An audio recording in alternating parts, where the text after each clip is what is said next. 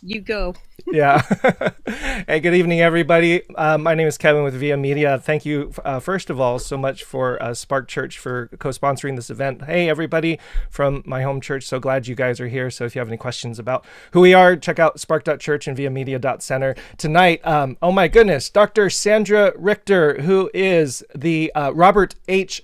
Gundry Chair. All the names always trip me up. The Robert H. Gundry Chair of Biblical Studies at Westmont College, and the author of two phenomenal books. First one is Epic of Eden, a Christian entry into the Old Testament, which is a book that our church assigns to everybody who comes through and takes classes and stuff, a fundamental, necessary work. But tonight we're going to talk about Stewards of Eden, what Scripture says about the environment and why it matters. Sandy, thank you so much for accepting our invitation. I am humbled, honored, and delighted to be able to speak with you tonight about all of this.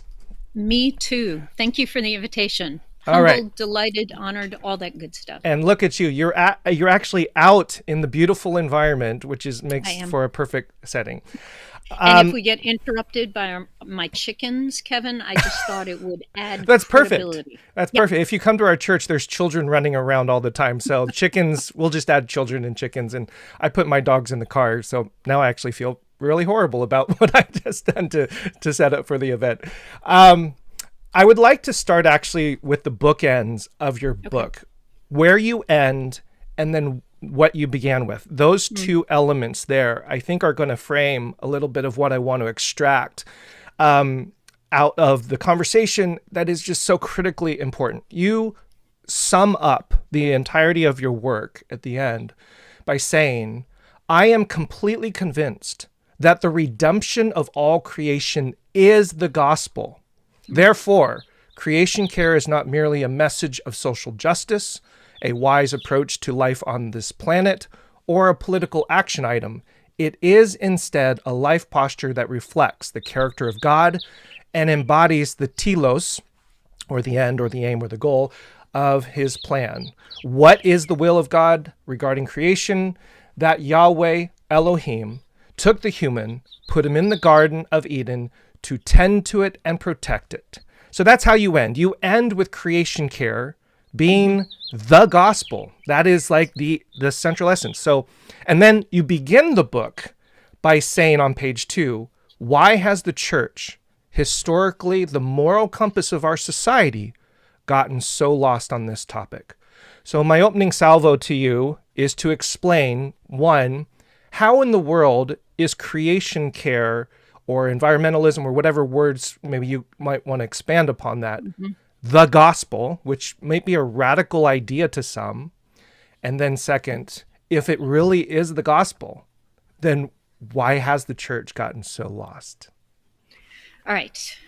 First of all, fabulous question. And thank you for spending so much time investigating the issue in the book that you're asking these fabulous questions.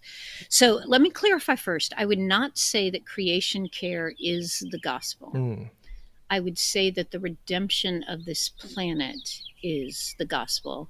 And those are separate topics. mm, And you're helping me actually, because I had a fairly strident critique come back at some point in time where I was criticized for claiming environmentalism is the gospel. And I was trying to figure out where that came from.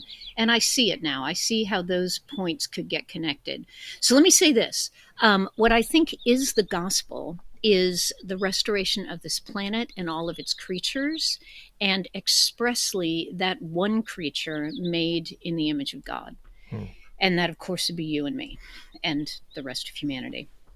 So often, Christians approach the gospel, as you've already said, as only about Jesus' life, death, and resurrection, and even narrower, only about getting me and the people I love into heaven and out of hell. mhm. When I'm talking to my undergrads, I'm like, "You and I both know that you're in this for fire insurance," Yeah. and then they Right. then they all start giggling, and I sort of throw open the book of Romans to them, Mhm.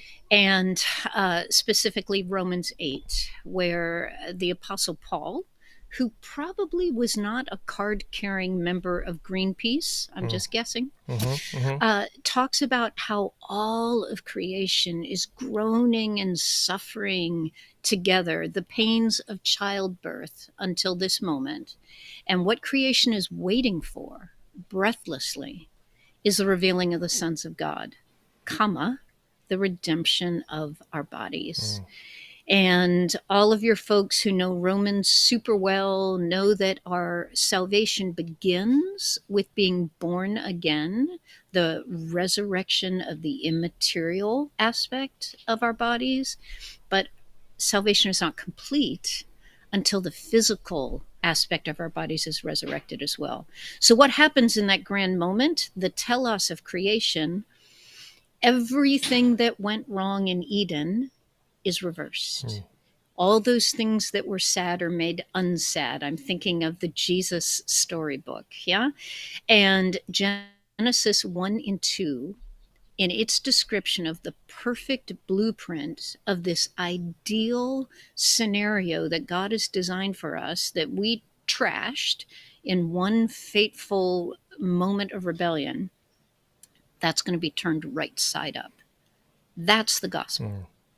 So if that's the gospel, then that means that creation itself has a part to play in this story. And as you know so well, the part of creation in this story has been downplayed, especially in Protestant Christianity. Mm-hmm. Yeah. Okay, so that's the entirety of the thing that I would like to unpack, because I Mm-hmm. think what your work is doing, so that was a nice summative. What your work is doing is going through actually a variety of passages, not only Genesis but also Leviticus and Deuteronomy, that begin to expound that. Before we Yeah. get there, how did we then go wrong? Why did we miss this? You mentioned Yeah. three things. You mentioned Mm. politics. You also mentioned in your book that we live, at least in this particular North American United States context, Mm-hmm. somewhat sheltered. And we're not really seeing the effects in the same way, although we are starting to. I mean, things Yeah. are getting worse and worse and worse. Of course, Yeah. the fires in Canada most recently, Mm-hmm. fires in California in the last couple of years, etc. But then you have this third piece, which is the theology, which is that a lot Mm-hmm. of Christians have, essentially understood the gospel in those much more limited terms than the terms that you just now Mm-hmm. described. So I guess I just answered the question for you, but I mean, is that a summation of where we went wrong? And then I guess my follow up is like, how are we? How are we going to How go is your right? Yeah. how are you Oh, attending to fix it? I suppose, or yeah. yeah. So, this great question: how has the church, the historical moral compass of society, gotten so lost on this topic? Because you and I both know that when the church is at her best, oh my gosh, every hospital, every orphanage, every sex trafficking rescue project on this planet pretty much has been launched by the church. We are very aware of our responsibility to step into a fallen world and make a difference when it comes to relational, spiritual, I'm going to put it in air quotes, needs. But we're not so good at this business about stepping in when it comes to the planet itself. And why is that? So I list three reasons in the book, and these are three reasons that have grown out of, goodness, almost 15 years of lecturing and teaching on this topic. And I have lectured and taught on this topic everywhere from super politically conservative cattle ranchers in Nebraska to as left leaning and progressive as you can get in SoCal. Uh, so the three reasons for me have kind of become almost compass points for the church. And the first one, and the biggest one, is that we don't realize that our Bible speaks to this. We don't. The issues that involve environmental care, a lot of them are tucked in the Old Testament. And a lot of them, as you've already mentioned, are manifested in the law codes of ancient Israel, where the people of God were being commanded by covenant law to practice sustainable agriculture, to practice humane animal husbandry, to defend the wild creature and its habitat. Oh my gosh, in the book of Leviticus and Deuteronomy and the covenant code in Exodus. But of course, most people don't read those books. And if they do read them, they don't understand them. So that's probably a big part of my contribution, because that's my specialty. You, All right, so people don't realize their Bible speaks to it. That's a big issue. Another one is politics, as I've already referred to. We, particularly in the United States, tend to be very nationalistic. We think that our political party is somehow going to bring the kingdom. And I don't care if you're on the left side of the spectrum or the right side of the spectrum, you're pretty sure that if you slap a donkey or an elephant on your computer, that donkey or that elephant is going to bring the kingdom. And of course, those of us in ministry, hopefully we know that that is not the case at all. We are citizens of another kingdom. Both parties have something good to contribute to that story, and both parties need to be slapped upside the head on many of those issues as well. So our politics get in the way.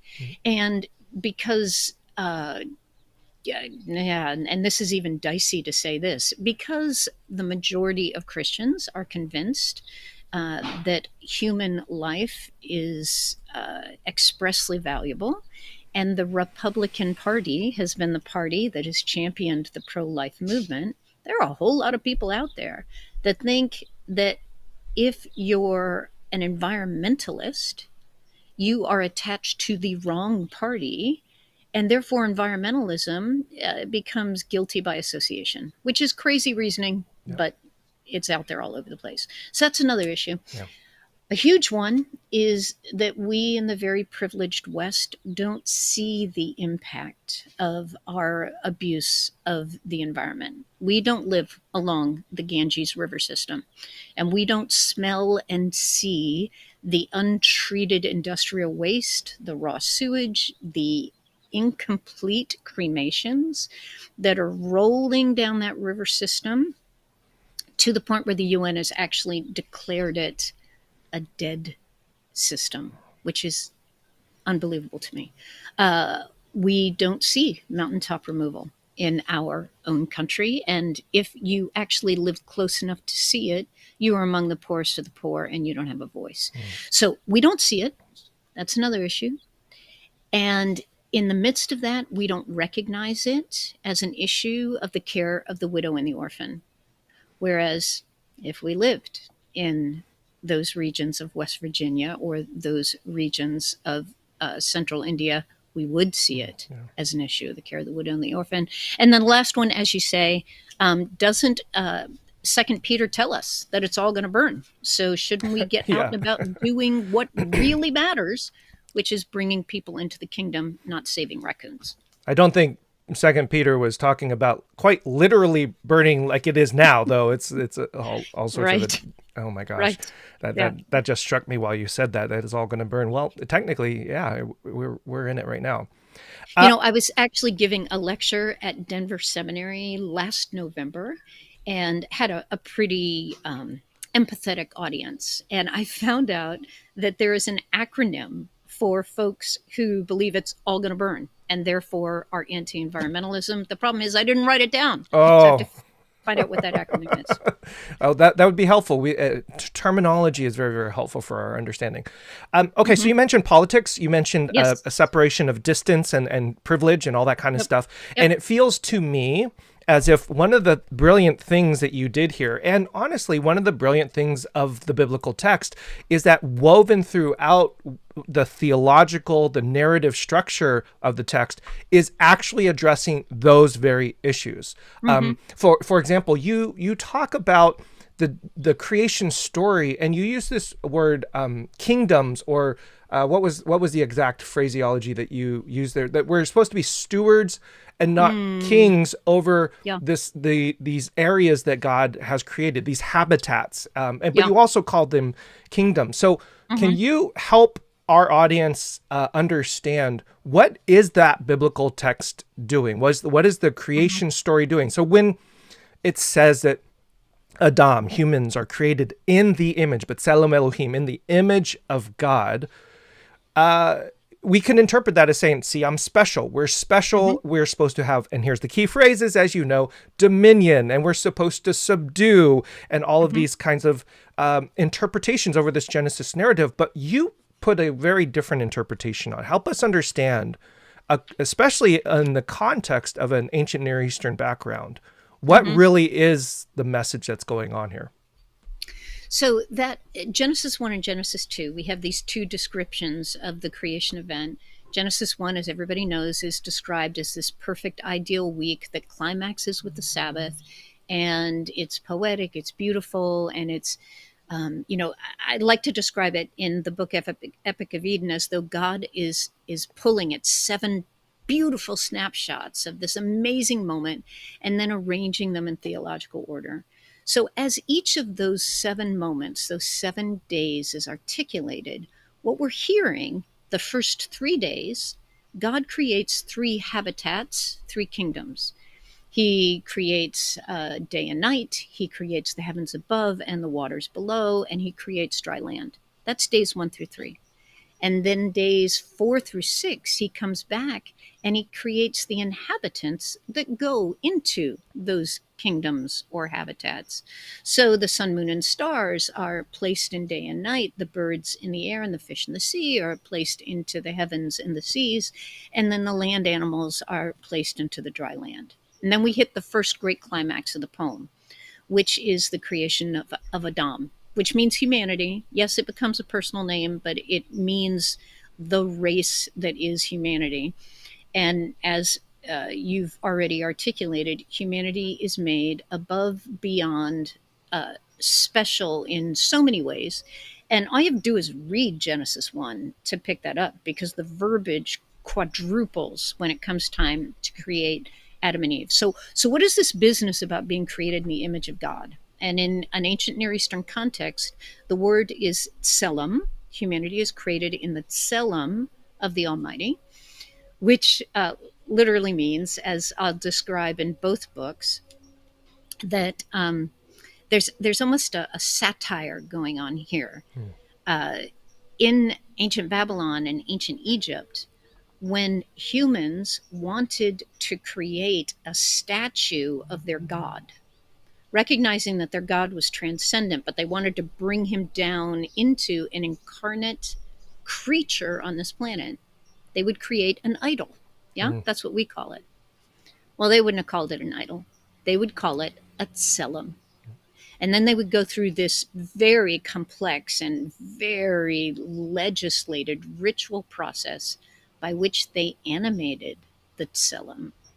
And then once the statue was perceived as alive, they would take that statue, place it into their temple, and from that point on, they would feed it, they would clothe it, they would take it out hunting, they would take it to festivals. And some of the reports are comical, actually, with what they do with these now animated statues. And that's, of course, why it was such a coup to steal somebody else's idol in a war, because you are actually stealing an animate representation of their deity. Hmm. Okay, so that's the ancient Hmm. world background. And now our biblical author is trying to explain what makes humanity so unique. And he names us Tselem. Oh my gosh. The biblical law is very clear that humanity doesn't get to create idols. We don't get to worship images. Why? Because God has already created his image, and it's us. Hmm. And I would put that into a teaching moment of this: we don't get to create God in our image. Rather, God gets to recreate us, fallen humanity, in his. Hmm. And so when we get to the New Testament, we're crashing into language about how the Son is made in the exact representation, the image of the Almighty, that Jesus is the perfect Selim, and we're kind of photocopies. Okay, that's a very rough way to explain that. So, what does that mean we are? It means we are not deity. Be very clear on that. But we are the closest thing to deity in the created order. We bear his image like a child bears the image of their parents. And we have been given this very special role of having dominion over all the rest of creation. And that dominion is dominion that is entrusted to us through the one who actually has all dominion. So the Almighty entrusts us like a king entrusts a steward. And that's where I get my title. And yes, I am a Lord of the Rings girl. And yes, I am thinking about Faramir and I'm thinking about Denethor. Are they truly the offspring of the kings of Numenor? No, they're not. But they are entrusted with a kingdom. So we're entrusted with a kingdom. And that is part of our incredibly special role. Most environmentalists are very uncomfortable with words like sovereignty and dominion. I'm not uncomfortable with them at all because, of course, the Creator is modeling to humanity how it is we're supposed to exercise our dominion. We're supposed to rule as we've been ruled. And most specifically in Genesis 2:15, it says, the Lord God took the human and put him into the Garden of Eden to tend it and to defend it. That's our role. And if we take the creation blueprint seriously, which I know we do, where is that command in the way we're living our lives? So I guess, can you be even more explicit? Because the prominence of dominion and subdue from chapter 1 seems to still take precedent, at least in the minds of a lot of this theology. So at what is your way of reconciling or prioritizing chapter 2, which is this service? What is the way to understand that? Because I mean, it's very clear to have dominion, to subdue the earth. This is, and if we're going to rule or be stewards in the way that God is, really, heck, God destroyed the entire world through a flood. So why can't we just have that same level of authority, sovereignty, et cetera, et cetera? I'm, of course, playing devil's advocate here. Yeah. So thank you for pushing me on that question. So going back, looking at these two accounts of creation, they both have different ambitions, just like the Gospel of John has a different ambition than the Gospel of Matthew. They're both telling the same story. Genesis chapter 1 is all about who goes where and who's in charge of what. And that's why we have days 1, 2, 3, 4, 5, 6, and who's day 7? And that would be God who rests on the seventh day, who enthrones himself over his creation on the seventh day. The whole point of the fall is that humanity was not willing to accept the authority of the Creator. That's what we did. We said, we want to decide what is good and evil. We want to make our own decisions. We want to call our own shots. We want our dominion to be absolute. And that is what triggers the greatest tragedy in all of history. Yeah. So what did we do? We rejected the dominion of the Creator. We wanted to do it our way. Our dominion was always and forever supposed to be subject to his. And one of the things I do in the book, and in a very standard biblical theological fashion, I ask the question, what is God's posture toward creation? What is God's posture toward the land, toward the creatures, wild and domestic, toward the preservation of habitat, toward the value of this planet, and what is his plan for its end goal? I ask that question over and over again throughout all of the covenants that we've seen in the biblical text. And the answer keeps coming up every single time. A, it's mine, Yahweh says. You preserve it for the next generation. Don't you dare abuse it because it's not yours. You are a renter. I am the landlord. If you mess with my property, there will be a security deposit that you will lose. Yeah. I love that phraseology. It was very early on in your book. I think it was page 17 where you used that phrase renter and not landlord, which is a really helpful kind of metaphorical analogy for us to understand exactly what our position is in. So let's jump to some of these, because you used this phrase earlier, agricultural sustainability in Leviticus, tied specifically to the Sabbath. And you mentioned that within the law codes, within these commandments that are given, specifically in Leviticus, that can seem so difficult and challenging for a lot of readers of the modern day, woven into these do this, do that, put blood here, these kinds of things are actually some fundamental principles. And you tied agricultural sustainability with Sabbath. Can you explain how those two work out? And which is, to me, honestly, a whole other level of Mm-hmm. Sabbath and Sabbath keeping and Sabbath understanding that I think is really beautiful and brilliant that we should consider. Yeah, and you're so right. Leviticus is so hard to read. Most people jump right past it.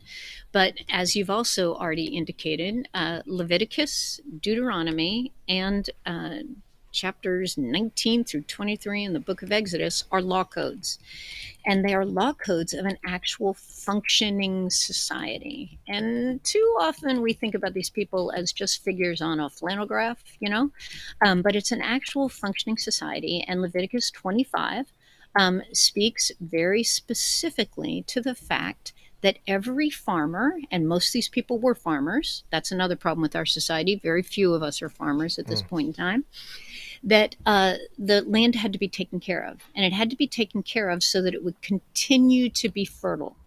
This idea of a short term response, the tyranny of the urgent, get everything I can out of the land right here and right now, and who cares what happens 30 years from now, that was illegal in ancient Israel. mm, And so Leviticus 25 speaks about giving the land a Sabbath rest. And it reads like this: But during the seventh year, the land shall have a Sabbath rest, a Sabbath belonging to Yahweh. You shall not sow your field or prune your vineyard, your harvest aftergrowth you will not reap, the grapes of your untrimmed vines you will not gather. Rather, the Sabbath growth of the land will be your food, belonging to you and your servants, your hired man, your temporary resident, the immigrants among you, even your domesticated beast and the wild animal that's in your land shall have all its crops to eat. So, what is this about? Well, the farmers who are listening, they're like, oh, yeah, what they're doing is they're fallowing their land. And what a fallow year allows the land to do is to restore itself. It allows a nitrogen rich crop to be grown, dandelions, crown vetch, a certain type of beans. They'll grow and have all sorts of nitrogen. You plow it back under. And all of that refurbishes the soil, gives it back the nutrient load it needs to produce healthy food. It also puts the temper back in the soil that helps it hold on to water.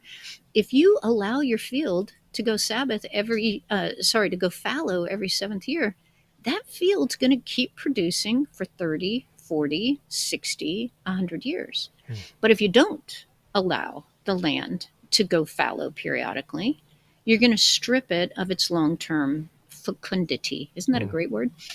And so much of what's happening in our food supply right now in the States is because our soil no longer has a nutritional value. Mm, So, like the standard apple that you buy at the grocery store right now has about 30% of the nutritional value that the apple that your grandparents picked up at the store, because we're not caring for our soil. We're pumping it full of chemicals, hoping that it'll keep producing.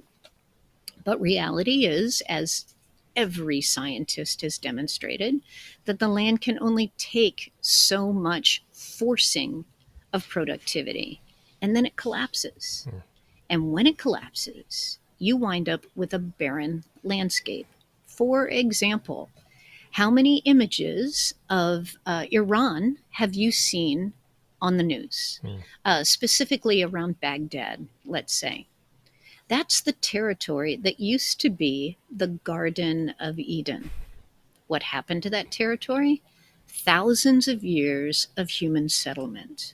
What happened with those thousands of years of human settlement? But thousands of years of humans who were pumping the land to produce all that it could. mm, And in the Law Code of Hammurabi, we actually know there was a Sabbath ordinance to keep the land healthy, but that not a Sabbath ordinance, excuse me, a fallow law.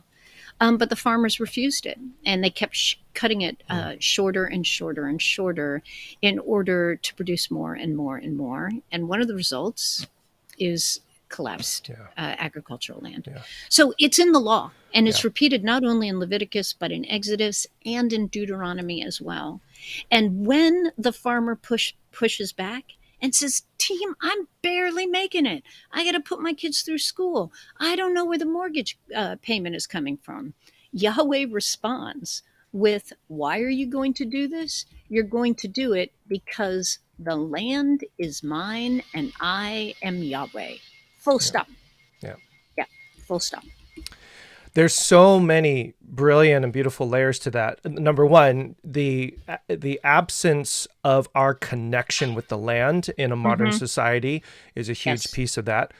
Two, this is a little bit of a footnote and a side note, that extrapolation of Leviticus and Sabbath also suggests that for us, then, Sabbath rest, or what it means to honor the Sabbath, is to also think long term. I don't know if I've Yes. ever connected long Yes. term thinking and long term production with Sabbath rest, because it's like, oh, I just need a break from the week. Mm-hmm. It's usually considered that way.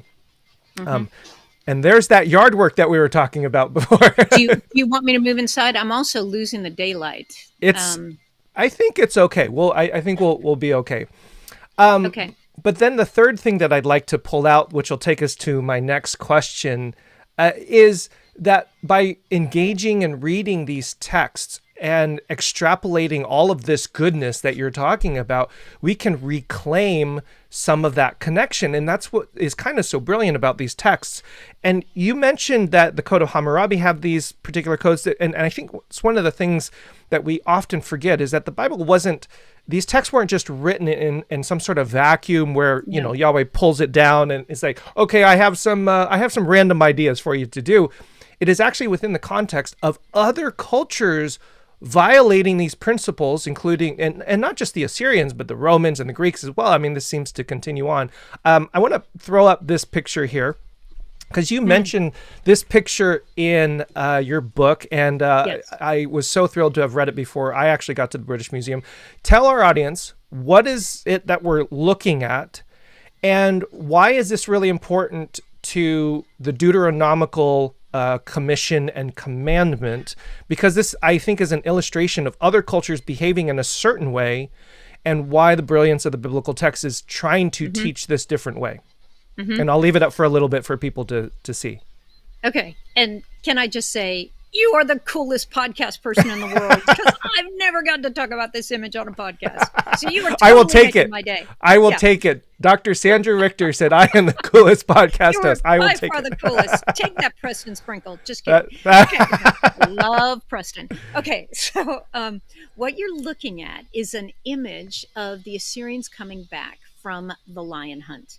And one of the kind of social media presentations that they always put out to the populace to prove that the king was worthy of their trust and their confidence was this depiction of the king single-handedly defeating a lion, wrestling him to the ground. And so there would be this big lion hunt that always had to accompany the royal media release, right? And so if we were to move to as you look at the screen, as you look to the right, you can see the male lions that have been slain and are being dragged back to the palace to display the brilliance and the ferocity of the great king. Okay. This is a standard practice for the Assyrians. The Israelites actually don't have that sort of iconography connected to their king, for which we're grateful, because that Persian lion that they're carrying in those images is now extinct. Wonder why that might be. But we do have a fabulous story, by the way, of a young man who actually did wrestle a lion to defend the flock of God. Go, David, go. And as you saw in the British Museum, those Assyrian kings were not actually wrestling a lion alone. It was canned hunting. The lions had already been caged. He's got guards all around him. They're just trying to get that one shot, for the Instagram post. Okay. They had Instagram back then? Yeah, they did. Yeah, they did. So that's what's going on primarily in that piece. But as you look to the left side, What you also see is that some of those servants of the great king of Assyria are carrying birds' nests. How odd. And they have in their hands the mother bird. So a bird's nest with the eggs in it and a mother bird, which makes us have to conclude that it wasn't just capturing the lion that was a mark of royal prowess, but somehow capturing a mother bird with her nest and with her eggs spoke into the dynamic. Okay, so you're seeing this in Assyria. These are the big boys, these are the power people. These are all the famous Hollywood types. Those are marks of success. And now we take a look at Deuteronomy. And we're in chapter 22, listening to all of the various laws that God is commanding. And it reads as follows in verse 6. If you come across a bird's nest beside the road, either in a tree or on the ground, and the mother is sitting on the young or on the eggs, do not take the mother with the young. You may take the young, but be sure to let the mother go, so that it may be well with you and you may have a long life in the land. So, right here in the Law Code of Israel, which conservative datings would put at about 1200 BC, what we're hearing about is sustainability. Yeah, I know you haven't actually domesticated the chicken yet. You don't get scrambled eggs for breakfast unless you actually find a bird's nest with eggs still in them. So you can have the eggs, but you can't take the mother too, because she needs to be able to reproduce for the next season. The antiquity of this law, the sensitivity to the longevity of the wild creature, and the critique against what the Assyrians are doing just slays me every time. Yeah, that's pretty incredible. And that is just one example of multiple Yes. examples, right? I mean, the entire text is doing not just divine commands, but also cultural commentary and agricultural sustainability principles and practices, which are in many ways just directly in line with the entire Genesis narrative that we were talking about before, to care for and to protect and to guard the land. And one of the critiques that I think is very helpful for your listeners is a lot of folks think that if you're going to be environmentally sensitive, you need to become a vegan and move into a cardboard box somewhere, right? The text is not declaring that. It is saying you can have the eggs. You just can't have the eggs and the mother. Yes, you can plow your land. Yes, you can work hard. And you can get 6 years of harvest into your home. But the seventh year belongs to me. It is a command over and over and over again to live with restraint. And I say this a lot in the book because this is not an American ideal. Yeah? As much as I can get, as fast as I can get, as often as I can get. There's the American, the great American dream. And what the Sabbath ordinance and these various laws that I detail in the book illustrate is no. A populace is not actually allowed to take from the land everything it can.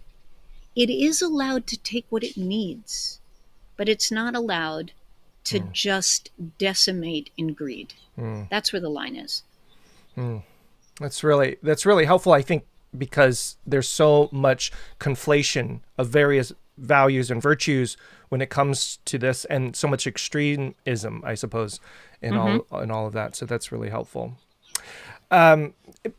Towards the end of your book, in the conclusion, because after all of this, and we could spend a lot of time, I think, going through multiple passages and trying to extrapolate these fundamental principles. You have this quote from Gus Speth, the chairman of the Council on Environmental Quality under President Jimmy Carter, which I think is really leading to this, because I think a lot of the times when we talk about biblical scholarship, ancient Near East, Assyrians, like if we're honest, and I'm sure you probably feel this because you work with undergrads, that some eyes glaze over, because like, what is really the ultimate value of some of this stuff? It can sometimes feel very academic or so heavenly minded that it's no earthly good. But I love what you did in the book, because you tied in these biblical principles with very real contemporary news reports and things that are happening, such as the mining, exploitation of the animals, et cetera. So I really appreciate that. But He writes this. Gus writes this that you quote him. I used to think, oh, there goes the train. I used to think that the top environmental problems were biodiversity loss, ecosystem collapse, and climate change. I thought that 30 years of good science could address these problems. I was wrong. The top environmental problems are selfishness, greed, and apathy.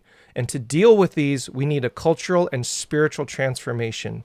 And we scientists don't know how to do that. Why would you put in that quote into your book, Dr. Sandra Richter? Tell me, what is that? What does that mean? Oh my gosh, I want to preach that quote is what I want to do.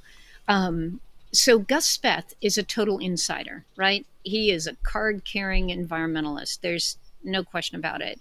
He was not only the EPA officer under Jimmy Carter. He has created and served in multiple environmental projects. He actually gave this quote in an interview when he was retiring. Yeah. And so he's looking back on his life and his investments, and he's thinking, I didn't accomplish anything, which is devastating for any of us. But when I listen to him, a hard scientist, someone who knows all the inside workings of the Nature Conservancy and Sierra and Audubon and all of these amazing organizations, he's like, hey, you know what? The answer isn't science. The answer is moral reform. And when I hear that quote, Kevin, all I can think is put me in, coach. Because I know a whole bunch of people who know exactly how to do that. And that's what we do. That's what we do the best of. I mean, I think of Amy Carmichael going over to India and single-handedly interrupting the sex trafficking in the temples in India. How does she do that? She did that with a level of conviction that is only born of the Holy Spirit. And I'll get on interviews and they'll ask me, all right, Richter, what's your big idea? You know, we're not interested in you unless you got a big idea. And here's my big idea, that there is no organization on this planet that knows better how to change the heart and the soul of a nation than the church. And if I can awaken the sleeping giant and put this task squarely into our hands, we will change the world because we know how to deal with selfishness, apathy, and greed. Yeah. Oh, so I'm totally on board with you. And this is going to bring us, I think, full circle to the opening part of your book, which is we've lost that way. And the reclamation of what you just said is the hard work, going through a critical analysis of what these passages were exhorting us to do and to think and to consider as part of that hard work.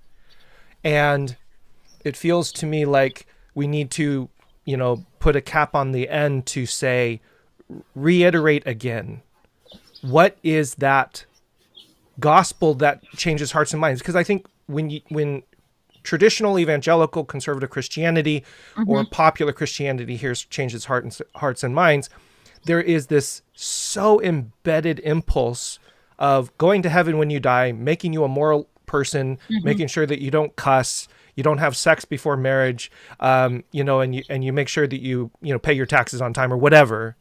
But don't drink, dance, or chew, or run with girls who do. That's exactly right. That's exactly right. So reiterate this expanded vision of that moral vision connected with, quote unquote, the gospel, the redemption of all creation. Okay. So the bottom line here is this fact that our planet belongs to our creator. It does not belong to us. This is not our stuff. And since it's not our stuff, we've been commissioned to steward it for his purposes. Just the same way I would look at the ministry that God has called me to, the parenting that God has called me to, the sanctification of my own life that God has called me to. None of these purposes are my own. I am submitting to the sovereignty of God in my life. So if I can see in the text that the character of God is that he values and treasures this planet, and that he has a plan for it, and that that plan is to redeem and resurrect it, then part of the sanctification process in my life is coming to love the things that God loves and committing my resources, being it my time, my behavior, my monetary resources, to the things that he is committing his time and resources to. So let me read this passage out of Romans 8 for us. I think this might be a great way to bring all of these things together. This is Paul. He's talking to a community of faith who are suffering terribly, and he's trying to reassure them that their labor is not in vain, that they're headed for something far better, that telos that we were talking about. So what does he say? I consider that our present sufferings are not worth comparing with the glory that will be revealed in us. For the creation waits in eager expectation for the children of God to be revealed. For the creation was subjected to frustration, not by its own choice, but by the will of the one who subjected it, in hope. He's talking about the fall, right? In hope that the creation itself will be liberated from its bondage to decay and brought into the freedom and glory of the children of God. We know that the whole creation has been groaning in pains of childbirth right up to this present time. Not only so, but we ourselves, who have the first fruits of the Spirit, we groan inwardly as we wait eagerly for our adoption to sonship, the redemption of our bodies.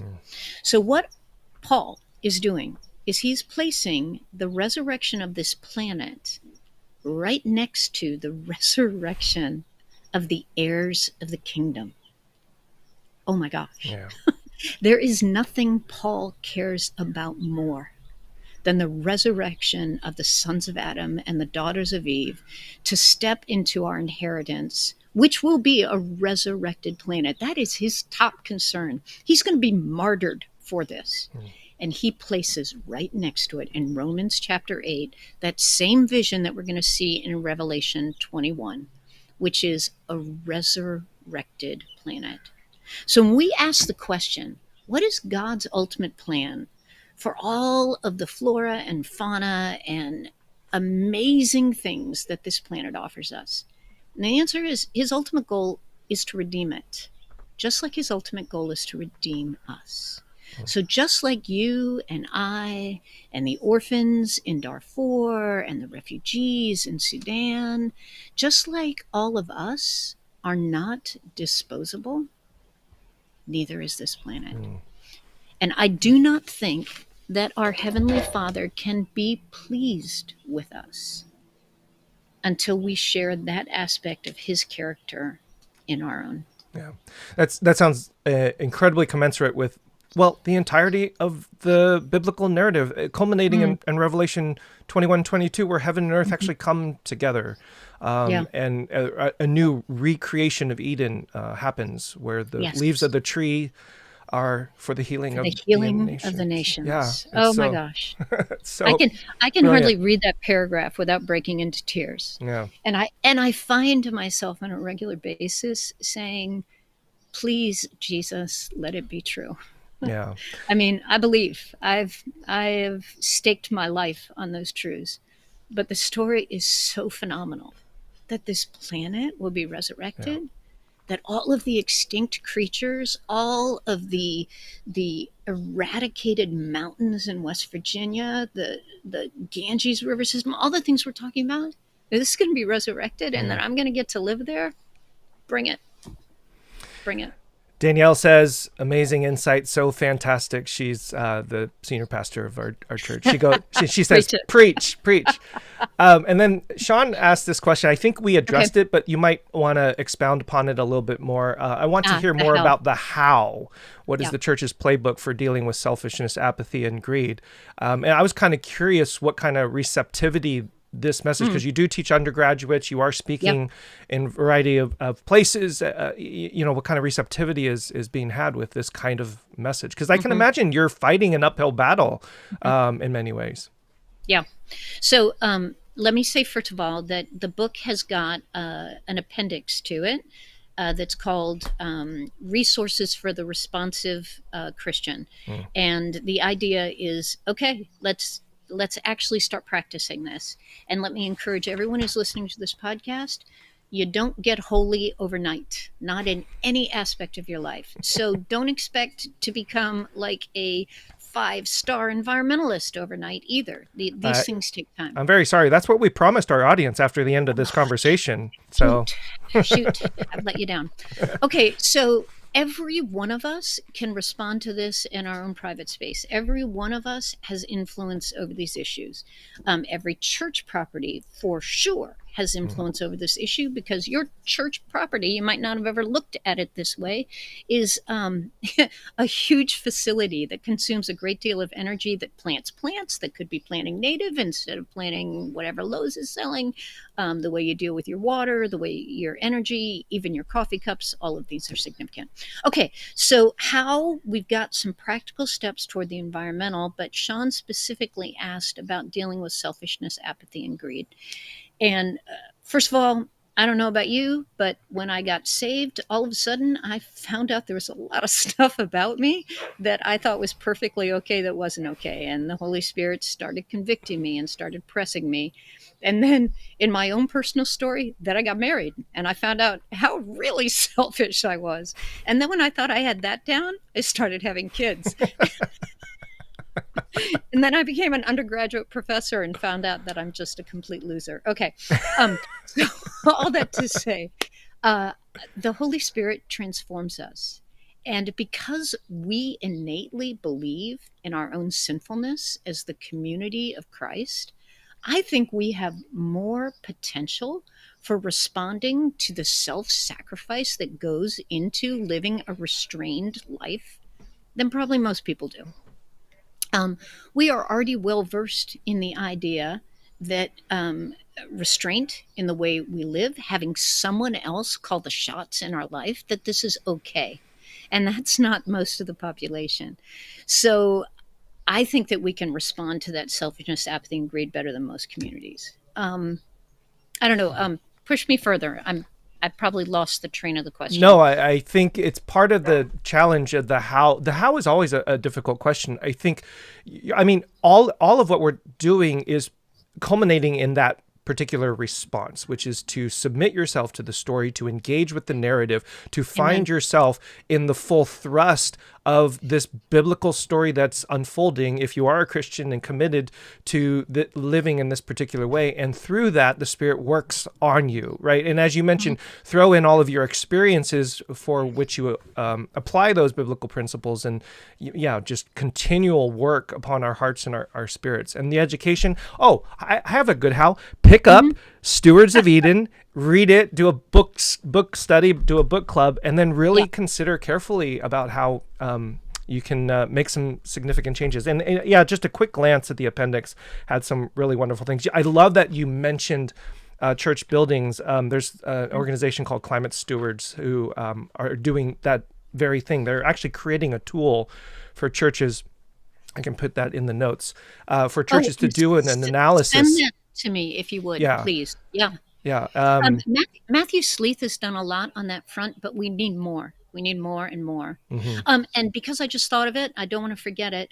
Can I say that I think environmental missions is the missions movement of the 21st century?